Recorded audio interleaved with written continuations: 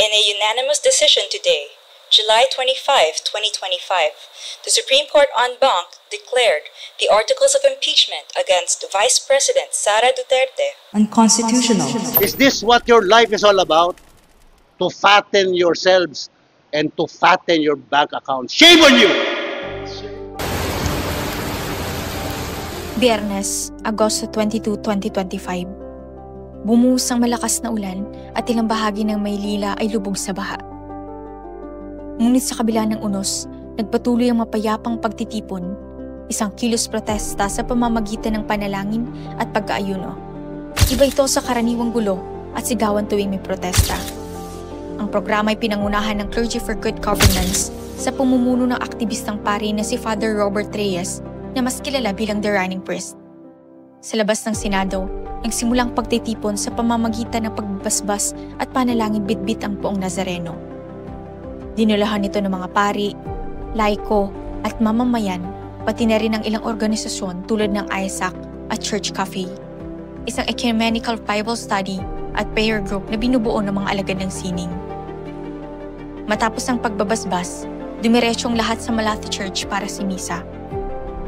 Kasunod nito, pinangunahan ng ISAC at Church Cafe ang ecumenical liturgical worship kung saan pinagsama ang panalangin at sining sa anyo ng musika at tula bilang pagsusumamo sa Diyos para sa bayan.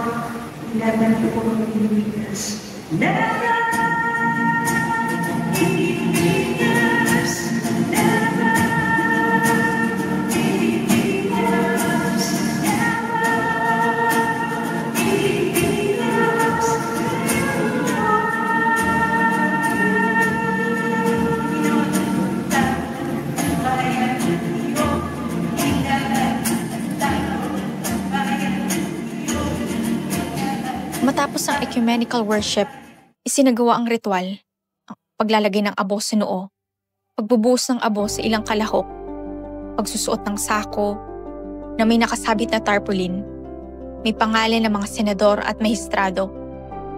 Pagkatapos ng mga ritual, nagmarch ang mga pari at ilang kalahok patungong Korte Suprema. Nagtapos ang kanilang paglalakbay sa Edusine sa magdamagang panalangin, simbolo ng kanilang paninindigan at pag-asa para sa bayan. Ang pagtitipon na ito ay isang kolektibong pag-aayuno at pagsusumamo. Humihingi ng paggabay sa konsensya ng mga pinuno. Humihiling ng paghilom ng bayan. Humihiling ng katarungan, katotohanan, pananagutan at kabutihang loob ng pamahalaan. Kasabay nito, layon din itong magbigay ng pag-asa sa ating bayan. Bagamat natapos ng programa, ang panalangin ay nagpapatuloy. Isinasagawa ito ng Clergy for Good Governance sa kanilang online prayer gathering tuwing Biyernes ng alas 9 ng gabi. Kasama ang mga pari, mananampalataya at iba pang nagmamalasakit sa kalagayan ng ating bayan. Noong nakaraang Biyernes, imbitahan ng ISAC at Church Cafe na manguna sa panalangin para sa bayan. Sa gitna ng korupsyon, kahirapan at iba pang hamon sa ating bayan, may mga sandaling tila nawawalan tayo ng pag-asa. Ngunit sa Diyos inilalagak natin ang ating tiwala. Umaasang siya ang magdadala ng himala at magbibigay lunas. Sa ating panahon, maging kagaya tayo ni Daniel na nanatiling tapat sa Diyos kahit sa panganib ng Lions Den, at Esther na ginamit ng Diyos upang iligtas ang bayan ng Israel. Ipinapaalala ng kanilang mga testimonya sa pananampalataya at pagtitiwala sa Diyos, nagiging posible ang imposible, ang himala at katarungan. At higit sa lahat, pinaalala sa atin na bilang mga anak ng Diyos at mananampalataya, tungkulin nating kumilos at maging instrumento ng Diyos para sa tunay na pagbabago sa ating bayan.